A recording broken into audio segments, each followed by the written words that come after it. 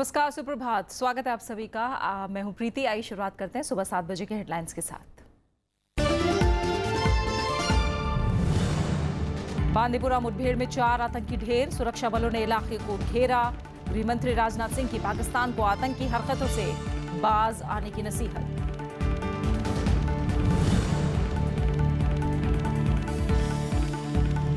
राहुल गांधी ने कश्मीर के हालात को लेकर सरकार पर लगाया नाकामी का आरोप। कहा, कश्मीर समस्या को राजनीतिक मुद्दे की तरह कर रहे हैं इस्तेमाल। सरकार ने बताया विपक्ष की हताशा।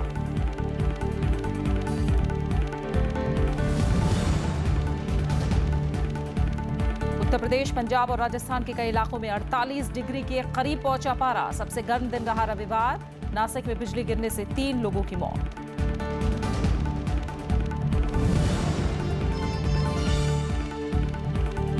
लंदन में आतंकी हमले के सिलसिले में 12 संदिग्ध गिरफ्तार। आईएस ने ली हमले की जिम्मेदारी। भारत समेत कई देशों ने जताया गहरा दुख।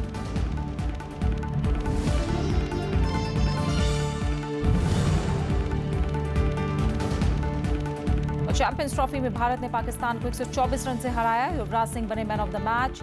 साई प्रणीत ने जीता थाईलैंड ओपन बैडमिंटन का खिताब।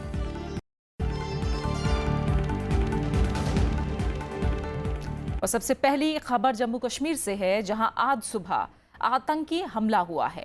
बांदीपुरा में आतंकवादियों ने सीआरपीएफ की 45वीं बटालियन के कैंप पर हमला कर दिया। सुरक्षा बलों की जवाबी कार्रवाई में 4 आतंकवादियों के मारे जाने की खबर है। ये आतंकवादी आत्मघाती हमलावर थे जो सीआरपीएफ मुख्यालय में घुसकर बड़ी घटना को अंजाम देने की फिराक में थे।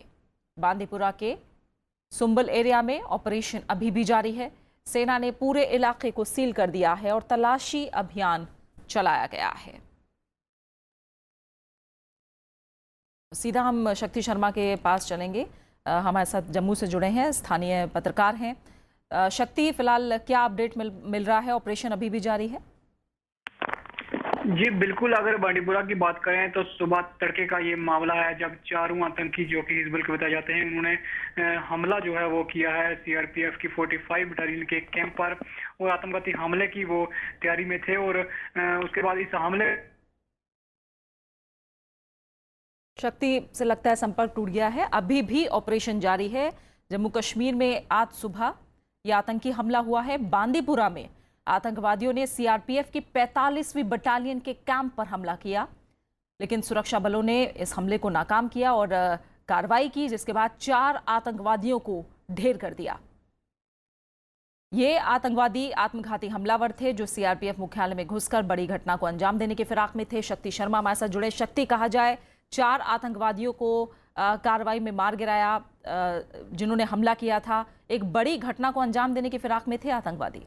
जाहिर तौर पर एक बहुत बड़ी घटना को अंजाम देने की फराक में थे। ये बताता चलूं, ये वही बटालियन है जिसमें चीतन चीता कमांडर जो थे, जो पहले भी आतंकियों से घायल हुए थे और काफी देर जो अपने इलाज के बाद फिर से वो वापस लौटे हैं, ये उन्हीं की बटालियन है। और उसी पर जो है वो फिर से एक बार आतंकियों ने एक बड़ा हमला करने की कोशिश की, लेकिन इस बार आतंकियों को मुंह की खानी पड़ी।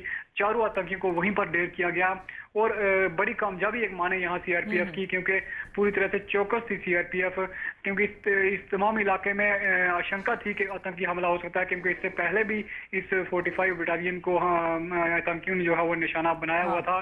तो इस तरह से पहले चौकसी जो है वो सीआरपीएफ की थी, जिस वजह से जो है वो आतंकी जो है जिन्हें मुंह की खानी पड़ी और एक बड़ी कामयाबी हम मान सकते हैं। और पूरा इलाका में इस वक्त कहूँ कि बांडीपुरा का सुंबल जो है इलाका है, पूरा जो है इस वक्त सर्च अभियान जो है सेना और सीआरपीएफ के साझा सर्च अभियान इस वक्त पूरे इलाके में चल रहा है। रुक रुक के फायरिंग हो रही है इस इलाके में, लेकिन आतंकियों को जो है वो पूरी तरह से नाकाम किया गया है यहाँ पर। जी बिल्कुल शक्ति, बहुत बहुत शुक्रिया फिलहाल आपका हमारे साथ जुड़ने के लिए। बांदीपुरा सीआरपीएफ की 45वीं बटालियन पर यह हमला हुआ, लेकिन मुंहतोड़ जवाब दिया गया। सीआरपीएफ की तरफ से 4 आतंकवादियों को ढेर कर दिया गया और कहा जा रहा है ये चारों आतंकवादी आत्मघाती हमलावर थे। आइए आगे की खबरों का रुख करते हैं। आतंकी फंडिंग मामले में राष्ट्रीय जांच एजेंसी ने रविवार को भी छापेमारी जारी रखी। एनआईए ने श्रीनगर और जम्मू में कुल 7 जगहों पर छापेमारी की। इस दौरान एनआईए ने आपत्तिजनक दस्तावेज और विदेशी मुद्रा भी बरामद की। इससे पहले शनिवार को एनआईए ने श्रीनगर में 14 और दिल्ली में 8 जगहों पर छापेमारी की थी। इसके अलावा सोनीपत में भी 2 जगहों पर छानबीन की गई। छापेमारी में हुर्रियत नेताओं के घर और दफ्तर की तलाशी भी ली गई। एनआईए ने अब तक करीब 1.5 करोड़ की रकम और दस्तावेज जब्त किए हैं। कश्मीर घाटी में बार बार बिगड़ते हालातों के बीच केंद्रीय गृह मंत्री राजनाथ सिंह ने पाकिस्तान को अपनी हरकतों से बाज आने के लिए कहा है। उन्होंने कहा कि सीमा पार से बार बार गोलीबारी करके भारतीय सेना के जवानों को उकसाने की कोशिश की जाती है। साथ ही घाटी में भी इस तरह के प्रयास होते रहते हैं। राजनाथ सिंह ने कहा कि भारतीय सेना को दुश्मन से निपटने के लिए खुली छूट दी गई है। केंद्रीय गृह मंत्री राजनाथ सिंह ने पाकिस्तान को कड़ी चेतावनी दी है। उन्होंने कहा है कि पाकिस्तान कश्मीर में बार बार हिंसा फैलाने और शांति भंग करने की कोशिश करता है। राजनाथ सिंह ने कहा कि सीमा पार से हो रही गोलीबारी से निपटने के लिए सेना को खुली छूट दी गई है। 17वीं बार पाकिस्तान को सफेद झंडा नहीं दिखाना, और यह भी आज से ही हमारा स्टैंडिंग ऑर्डर है। पहली गोली तो भारत की तरफ से नहीं चलनी चाहिए, लेकिन एक गोली भी यदि उधर से चलती है तो फिर भारत की गोलियों को गिना नहीं जाना चाहिए। बहनों भाइयों, हालात बदले, कितने मारे गए, क्या हुआ कि मुठभेड़ में क्या हुआ, इस सब की मैं कोई चर्चा नहीं करना चाहता, लेकिन इतना ही कहना चाहता हूं, इस सीमा तक दबाव नक्सलवादियों के ऊपर भी हमारी सरकार ने बना दिया है, जो कभी नहीं हुआ था हो रहा है। बड़े बड़े इनामी नक्सलवादी अब सरकार के सामने घुटना टेक रहे हैं और सरेंडर कर रहे हैं, और पहले की अपेक्षा 181% गिरफ्तारी हम लोगों के शासनकाल में हुई। राजनाथ सिंह का ये बयान जम्मू कश्मीर राष्ट्रीय मार्ग पर शनिवार को सेना के काफिले पर हुए आतंकी हमले के बाद आया है। इस हमले में भारतीय सेना के 2 जवान शहीद हो गए थे। गृह मंत्री ने कहा है कि देश की सुरक्षा में लगे जवानों की शहादत को भुलाया नहीं जा सकता। इस दौरान उन्होंने नक्सल समस्या से निपटने को लेकर सरकार के प्रयासों को भी सफल बताया। कितने मारे गए, क्या हुआ कि मुठभेड़ में क्या हुआ, इस सब की मैं कोई चर्चा नहीं करना चाहता, लेकिन इतना ही कहना चाहता हूं, इस सीमा तक दबाव नक्सलवादियों के ऊपर भी हमारी सरकार ने बना दिया है, जो कभी नहीं हुआ था हो रहा है। बड़े बड़े इनामी नक्सलवादी अब सरकार के सामने घुटना टेक रहे हैं और सरेंडर कर रहे हैं, और पहले की अपेक्षा 181% गिरफ्तारी हम लोगों के शासनकाल में हुई। हिमाचल प्रदेश के हमीरपुर जिले में त्रिदेव सम्मेलन में पहुंचे केंद्रीय गृह मंत्री ने राज्य में वीरभद्र सिंह की अगुवाई वाली कांग्रेस सरकार पर विफल रहने का आरोप लगाया। उन्होंने प्रदेश में फैले भ्रष्टाचार का जिक्र किया और कहा कि राज्य सरकार केंद्र की रकम सही ढंग से विकास कामों पर खर्च नहीं कर रही है। Bureau report, Rajya Sabha TV. Congress ने केंद्र सरकार पर कश्मीर मुद्दे को सही तरीके से नहीं निपटाने का आरोप लगाया है। राहुल गांधी ने इस मसले पर एक बार फिर केंद्र सरकार को घेरने की कोशिश की है। कांग्रेस उपाध्यक्ष पर पलटवार करते हुए बीजेपी ने समस्या के लिए कांग्रेस को ही जिम्मेदार ठहराया है। चेन्नई में रविवार को कांग्रेस उपाध्यक्ष राहुल गांधी ने कश्मीर मसले पर एक बार फिर केंद्र सरकार को घेरा। राहुल गांधी ने केंद्र सरकार को कश्मीर के हालात संभाल पाने में नाकाम करार दिया है। कांग्रेस उपाध्यक्ष ने कहा है कि कश्मीर भारत की ताकत है और मौजूदा सरकार उसे देश की कमजोरी बना रही है। The government of India and the Prime Minister of India are completely mishandling Kashmir. They are creating a problem for this country by their incompetence and by trying to utilize Kashmir as a political asset. Kashmir is India's strength and they are making it India's weakness. Congress के इन आरोपों का जल्द ही BJP की तरफ से जवाब भी आ गया। बीजेपी का कहना है कि कश्मीर को लेकर उसकी नीति बहुत सख्त है और उसके नतीजे भी सामने आ रहे हैं। उधर हैदराबाद में केंद्रीय मंत्री वेंकैया नायडू ने भी इसके लिए कांग्रेस को जिम्मेदार करार दिया। That is the concept. You want to divide India. You want to have a separate India. You want to create caste, communal, regional tensions, which you have been doing it all these years. You are responsible for all these regional, communal, vociferous tendencies in the country. इससे पहले शनिवार को केंद्र सरकार के 3 साल पूरे होने पर केंद्रीय गृह मंत्री राजनाथ सिंह ने दावा किया था कि कश्मीर में हालात पहले के मुकाबले बेहतर हुए हैं। सरकार जल्द ही घाटी में शांति कायम करने में कामयाब होगी। Bureau report, Rajya Sabha TV. Guntur में रैली को संबोधित करते हुए कांग्रेस उपाध्यक्ष राहुल गांधी ने आंध्र प्रदेश को विशेष राज्य का दर्जा देने का मुद्दा उठाया। उन्होंने कहा कि हम आंध्र प्रदेश को देश का सबसे मजबूत प्रदेश बनाना चाहते हैं और विशेष राज्य का दर्जा दिए जाने से आंध्र प्रदेश को बहुत फायदा होगा। कांग्रेस उपाध्यक्ष राहुल गांधी ने कहा कि 2019 में जब हमारी सरकार आएगी तो हम आंध्र प्रदेश को विशेष राज्य का दर्जा देंगे। इस मौके पर उनके निशाने पर केंद्र सरकार भी रही। राहुल गांधी ने कहा कि केंद्र सरकार ने 2 करोड़ युवाओं को रोजगार देने का वादा किया था, लेकिन 3 साल बाद भी अब तक वादा पूरा नहीं किया। इस मौके पर सीपीएम महासचिव सीताराम येचुरी, समाजवादी पार्टी के नेता अखिलेश यादव, जेडीयू नेता शरद यादव और सीपीआई नेता डी राजा के अलावा डीएमके, आरजेडी समेत कई और दलों के नेता मौजूद थे। आंध्र प्रदेश को हम देश का सबसे मजबूत प्रदेश बनाना चाहते थे और हम चाहते थे कि हिंदुस्तान की सरकार आंध्र प्रदेश की पूरी मदद करे। अब मुझे एक बात समझ नहीं आ रही है, यहां पे दोनों पार्टियां, चाहे वो तेलुगु देशम हो, चंद्रबाबू नायडू की पार्टी या वो जगन रेड्डी की पार्टी हो, मुझे समझ में नहीं आता है कि वो इस पैसे को क्यों नहीं चाहते। गंगा को पूरी तरह साफ करने में करीब 10 साल का समय लगेगा। फर्रुखाबाद में गंगा चौपाल कार्यक्रम में हिस्सा लेने आए केंद्रीय मंत्री उमा भारती ने यह बात कही। उन्होंने कहा कि गंगा को चरणबद्ध तरीके से साफ किया जाएगा, जिसमें करीब 10 साल का समय लग सकता है। उन्होंने कहा कि गंगा सफाई के मद्देनजर गंगा के किनारे लगे उद्योगों को दूसरी जगह स्थापित किया जाएगा, जिसका पूरा खाका तैयार कर लिया गया है। उमा भारती ने कहा कि एक बार गंगा के निर्मल होने के बाद उसमें लगातार निर्मलता बनी रहे, इसके लिए जन जागरूकता अभियान की जरूरत है और इसके लिए वो खुद गंगोत्री से गंगा सागर तक पद यात्रा करेंगी। टाइम फ्रेम बोलती हूँ ना, निर्मलता का फेज 1 2 साल, निर्मलता का फेज 2 4 साल, अविरलता का फेज 1 7 साल और टोटल निर्मलता, अविरलता और निरंतरता मिलाकर के 10 साल, जिसके 3 साल निकल गए और बिल्कुल भी लैप्स नहीं कर रहा है टाइम फ्रेम। खाली ये हुआ है कि जो निर्मलता का फेज 1 हमने शुरू कर दिया था 7 जुलाई 2016 में, उसके रिजल्ट अक्टूबर में ही आ जाने थे, लेकिन अचानक अथॉरिटी बनाने का फैसला हुआ और वो बहुत जरूरी था। भारत आज अब तक का अपना सबसे वजनी रॉकेट अंतरिक्ष में भेजेगा। GSLV Mark 3 का प्रक्षेपण शाम 5:08 पर किया जाएगा। यह अत्याधुनिक रॉकेट 4 टन वजनी उपग्रहों को GTO और 10 टन वजनी उपग्रहों को पृथ्वी के कक्षा में भेजने में सक्षम है। इसके प्रक्षेपण की उल्टी गिनती रविवार को शुरू हुई।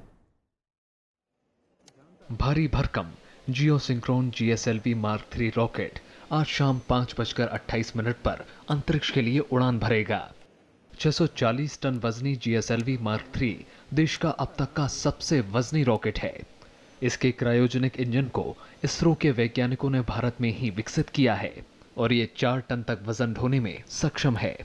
All activities for the GSLV Mark 3 launch is going on at Sriharikota and we are expecting the launch at 5:28.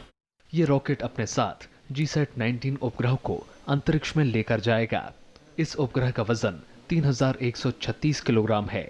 इसके साथ ही अंतरिक्ष में बड़े कमर्शियल उपग्रह भेजने का भारत का मिशन भी पूरा होगा। It's an important event because this will help us in putting our communication satellites from our own soil. GSLV MK3 का ये पहला प्रायोगिक प्रक्षेपण है।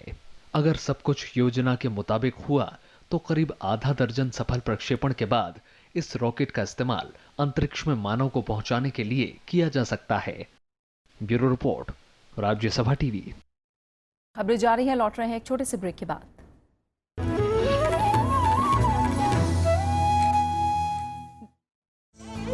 नमस्कार, विरासत के इंद्रधनुषी संसार में आपका स्वागत है।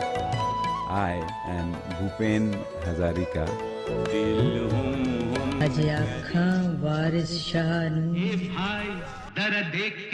रंगीला रे तेरे रंग में जो रंगा है मैं ही नहीं कर सकती हंसी और रोना, तो थप्पड़ लगना चाहिए। सुने क्यों ना आशे कबे टकला चलो। पहली बार जब हमसे मिले तो एसपी सिंह के नाम पर ही मिले हमसे। इतना ऊंचा आदमी हमारे गांव में फिर शायद न पैदा हो। कहेगा फूल हर कली से बार बार जीना। सरकारी पुरस्कार मिले, उसे लोगों ने याद किया और वही सबसे बड़ी चीज है। होश वालों को खबर क्या, बेखुदी क्या चीज। मेरे दिल में ख्याल आता है कि जिंदगी तेरी जुल्फों की नर्म छाओं में गुजरने पाती तो शादाब। टूट गया पत्थर के सनम, ऐ मेरे वतन के लोगों।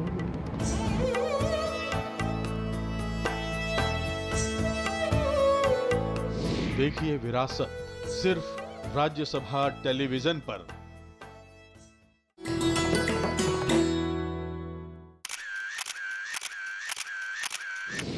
उत्तराखंड में समुद्र तल से करीब 15,500 फुट की ऊंचाई पर मौजूद दुनिया का सबसे ऊंचा गुरुद्वारा पवित्र श्री हेमकुंड साहिब 1936 में बनकर तैयार हुआ गुरुद्वारा श्री हेमकुंड साहिब 10वें सिख गुरु गोबिंद सिंह के दुष्ट दमन रूप को समर्पित।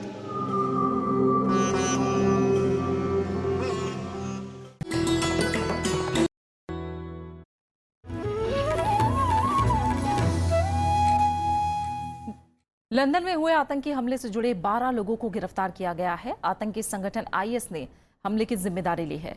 हमले को लेकर दुनिया भर के देशों ने दुख और गुस्से का इजहार किया है। हालात का जायजा लेने के लिए रविवार को ब्रिटिश कैबिनेट और सुरक्षा अधिकारियों की बैठक बुलाई गई। राजधानी लंदन में हुए इन हमलों में 7 लोगों की जान गई, जबकि करीब 48 लोग घायल हुए हैं। पुलिस ने 3 हमलावरों को मार गिराने का दावा किया है। इस बीच लंदन के मेयर ने कहा है कि इन हमलों का इस हफ्ते होने वाले राष्ट्रीय चुनाव पर कोई असर नहीं पड़ेगा।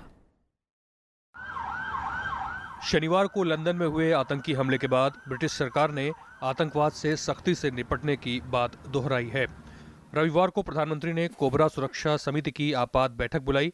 बैठक के बाद प्रधानमंत्री टेरेसा मे ने कहा कि आतंकवाद से जुड़ी विचारधारा को खत्म करना जरूरी है। Defeating this ideology is one of the great challenges of our time, but it cannot be defeated through military intervention alone. It will not be defeated through the maintenance of a permanent defensive counter-terrorism operation, however skillful its leaders and practitioners. It will only be defeated when we turn people's minds away from this violence. मुख्य विपक्षी labour party ने आतंकवादी हमले के बाद अपना चुनाव प्रचार एक दिन के लिए स्थगित करने का ऐलान किया। पार्टी नेता जेरेमी कॉर्बिन ने ब्रिटेन के लोगों से आतंकवाद के खिलाफ एकजुट होने की अपील की है। In response, as in Manchester, all communities must come together. Our strength is the strength of our community unity. That was shown in Manchester straight after the horrible event there, and I'm sure it'll be exactly the same in London. London के mayor Sadiq Khan ने कहा कि चरमपंथियों की योजनाएं कभी सफल नहीं होंगी और लंदन के लोग मिलकर आतंकवाद को हराएंगे। There can be no justification for the acts of these terrorists, and I'm quite clear we will never let them win, nor will we allow them to cower our city or Londoners. इस बीच भारत समेत दुनिया के तमाम देशों ने इन हमलों की कड़ी निंदा की है। प्रधानमंत्री नरेंद्र मोदी ने कहा कि ये हमले हैरान करने वाले हैं। अमेरिकी राष्ट्रपति डोनाल्ड ट्रंप ने इन हमलों को बर्बर बताया है। ब्रिटेन में हाल के दिनों में ये तीसरा बड़ा आतंकी हमला है। 2 हफ्ते पहले मैनचेस्टर में आत्मघाती हमले में 22 लोगों की जान चली गई थी। Bureau report, Rajya Sabha TV. रूस ने दक्षिण कोरिया में अमेरिकी मिसाइल सिस्टम लगाए जाने पर एतराज जताया है। सिंगापुर में आयोजित क्षेत्रीय सुरक्षा फोरम में रूस के उप रक्षा मंत्री अलेक्जेंडर फोमिन ने कहा कि थार्ड सिस्टम की तैनाती से इलाके में तनाव और बढ़ेगा। फोमिन के मुताबिक मिसाइल उसकी सुरक्षा के लिए खतरा है और अगर अमेरिका इन्हें नहीं हटाता है तो वो उत्तर कोरिया मामले में शांति को लेकर कुछ नहीं करेगा। चीन पहले ही इस मिसाइल सिस्टम की तैनाती पर अपनी नाराजगी जता चुका है। We believe the activity conducted in this region and the auspices of the U.S. aimed at deployment of the elements of global missile defense not only impede the resolution of the existing problems on the peninsula, but on the contrary aggravate them. Uttar Korea ने संयुक्त राष्ट्र के ताज़ा प्रतिबंधों को पूरी तरह से खारिज कर दिया है। सरकारी टीवी पर जारी बयान में उत्तर कोरिया सरकार ने कहा है कि वो अपने नागरिकों पर लगाए गए संयुक्त राष्ट्र के प्रतिबंधों को नहीं मानता। संयुक्त राष्ट्र ने हाल ही में उत्तर कोरिया के खिलाफ अपने प्रतिबंधों का दायरा बढ़ाते हुए इन्हें और कड़ा करने का ऐलान किया था। उत्तर कोरिया ने कहा है कि वो इन प्रतिबंधों से घबराकर अपना मिसाइल और परमाणु कार्यक्रम बंद करने वाला नहीं है।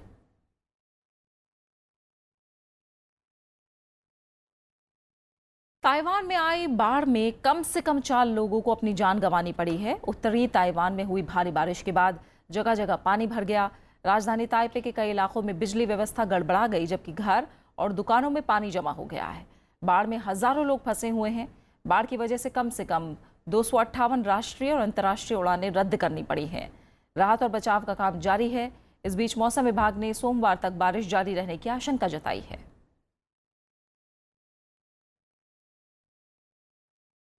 अब बात मौसम की। देश एक बार फिर भीषण गर्मी की चपेट में है। इलाहाबाद और भटिंडा में पारा 48 डिग्री सेल्सियस तक जा पहुंचा है। वहीं महाराष्ट्र के नासिक में शनिवार को बिजली गिरने से 3 लोगों की मौत हो गई। देश का मध्य और उत्तरी इलाका चिलचिलाती गर्मी से जूझ रहा है। दिन तो दिन, रात में भी गर्मी से राहत नहीं मिल पा रही। लोग घरों से निकलने से कतरा रहे हैं। जो निकल भी रहे हैं वो खुद को बचाने की जद्दोजहद में लगे हैं। सर यहाँ पे तो बहुत ज़्यादा है सर, ऐसे लग रहा है जैसे आग मतलब कि इतना तेज है कि जैसे अंगूठा, हम घर से भी निकले थे कोचिंग से, उसके बाद अभी देख रहे एकदम सूखा हुआ है। उत्तर प्रदेश के इलाहाबाद और बांदा के अलावा पंजाब के बठिंडा में भी 48 डिग्री सेल्सियस तापमान दर्ज किया गया। चंडीगढ़ में रविवार मौसम का सबसे गर्म दिन रहा। बीते 5 साल में यहां सबसे ज्यादा 45 डिग्री सेल्सियस तापमान रहा। राजधानी दिल्ली में भी तपती गर्मी से लोग बेहाल हैं। यहां पारा सामान्य से 4 डिग्री ऊपर यानी 44.6 डिग्री जा पहुंचा है।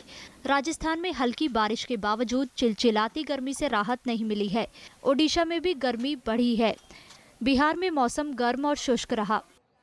गर्मी बहुत ज्यादा पई आ पिछले साल नालों। बस बाहर निकलने मन नहीं करता, ना कॉलेज जाने दिल करता घरे बैठे रहिए या जूस जास पी चले, जिन्ना लिक्विड होता पीने दिल करता। लक्षद्वीप, तटीय कर्नाटक, आंध्र प्रदेश और केरल के कई इलाकों में रविवार को बारिश हुई। मौसम विभाग के मुताबिक उत्तर प्रदेश में कई जगह आज बारिश और गरज के साथ छींटे पड़ने की संभावना है। हालांकि कई इलाकों में गर्मी बढ़ेगी। इधर दक्षिण भारत में किसानों ने मानसून से पहले की तैयारियां शुरू कर दी हैं। सूखा पीड़ित किसानों को बारिश से मुसीबतें कम होने की उम्मीद है।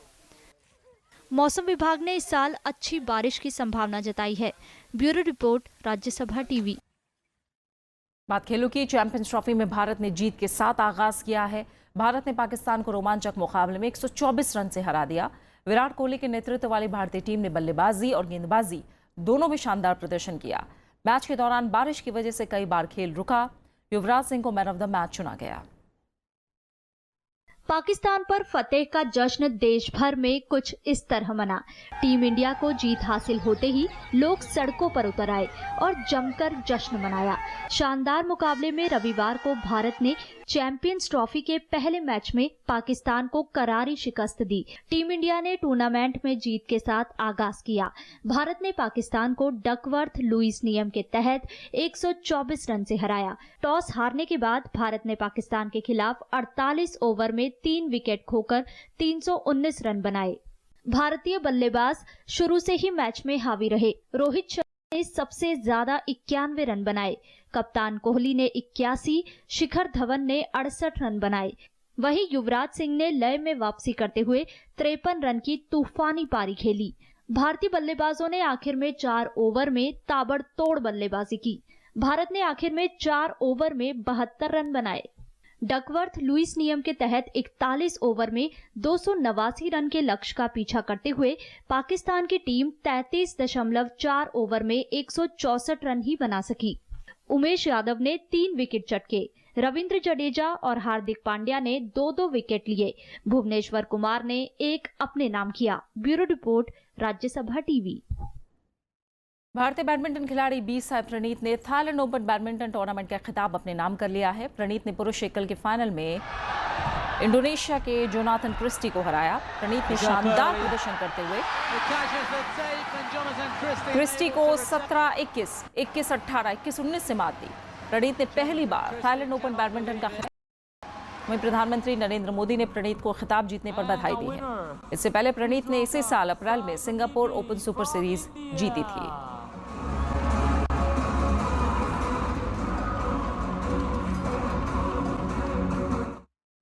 आज विश्व पर्यावरण दिवस है। ये दिन संयुक्त राष्ट्र की तरफ से प्रकृति को समर्पित दुनिया भर में मनाया जाने वाला सबसे बड़ा उत्सव है। पर्यावरण प्रदूषण की समस्या के मद्देनजर संयुक्त राष्ट्र ने 1972 में पहली बार विश्व भर के देशों का पहला पर्यावरण सम्मेलन आयोजित किया। स्वीडन में हुए इस कार्यक्रम में 119 देश शामिल हुए। इसके बाद संयुक्त राष्ट्र पर्यावरण कार्यक्रम की शुरुआत हुई, जिसके तहत हर साल 5 जून को पर्यावरण दिवस आयोजित करने और लोगों को प्रदूषण की समस्या से अवगत कराने का फैसला लिया गया। इसका मकसद पर्यावरण के प्रति दुनिया भर में सामाजिक और राजनीतिक स्तर पर जागृति फैलाना है। पर्यावरण की रक्षा के लिए भारत में 1986 में पर्यावरण संरक्षण अधिनियम लागू किया गया। जल, वायु, भूमि, इन तीनों से जुड़े कारक और मानव, पौधे, सूक्ष्म जीव और अन्य जीवित पदार्थ सभी पर्यावरण के अंतर्गत आते हैं। पर्यावरण और जीवन का अटूट रिश्ता है। बावजूद इसके आज पर्यावरण के संरक्षण, संवर्धन और विकास का संकल्प लेने की जरूरत है, जो चिंता का सबब है।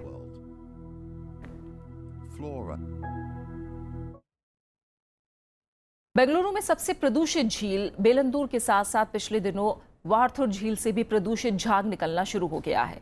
इस झाग ने न सिर्फ लोगों का चलना फिरना दूभर कर दिया है, बल्कि झील से निकलने वाला ये जहर स्थानीय निवासियों के स्वास्थ्य के लिए बड़ा खतरा बन गया है।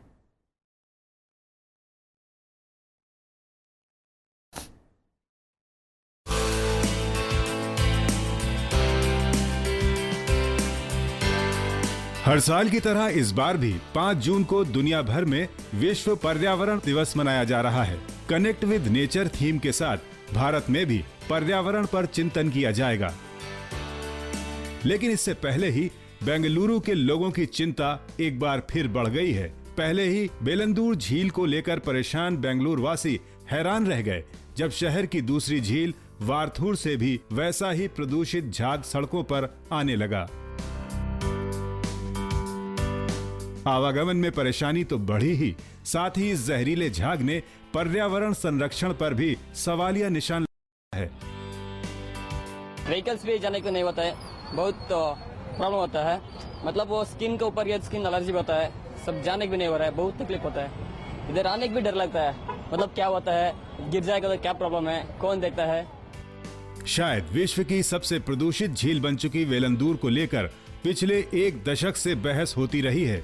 यहाँ का जहरीला झाग लावे की तरह सड़कों पर फैल जाता है और कई बार इसमें आग लगने की घटनाएं भी सामने आ चुकी हैं।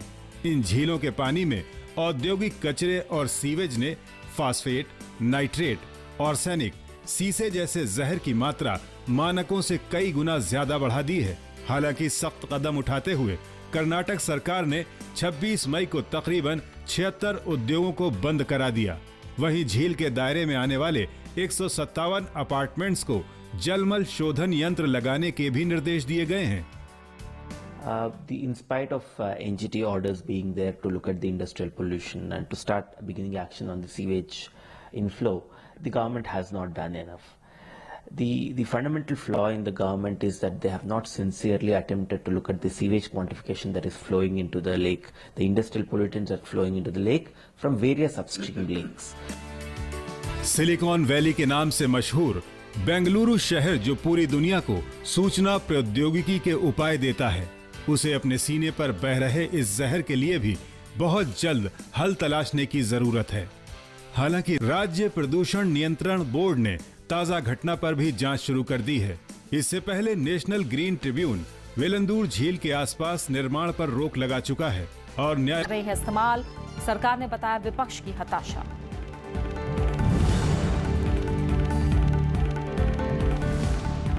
उत्तर प्रदेश, पंजाब और राजस्थान के कई इलाकों में 48 डिग्री के करीब पहुंचा पारा। सबसे गर्म दिन रहा रविवार। नासिक में बिजली गिरने से 3 लोगों की मौत।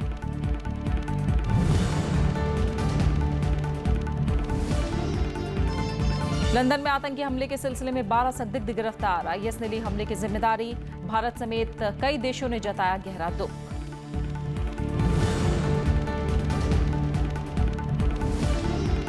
चैंपियंस ट्रॉफी में भारत ने पाकिस्तान को 124 रन से हराया। युवराज सिंह बने man of the match. Sai Praneeth ने जीता थाईलैंड ओपन बैडमिंटन का खिताब। और फिलहाल खबरों में इतना ही। आगे देखिए शख्सियत। नमस्कार।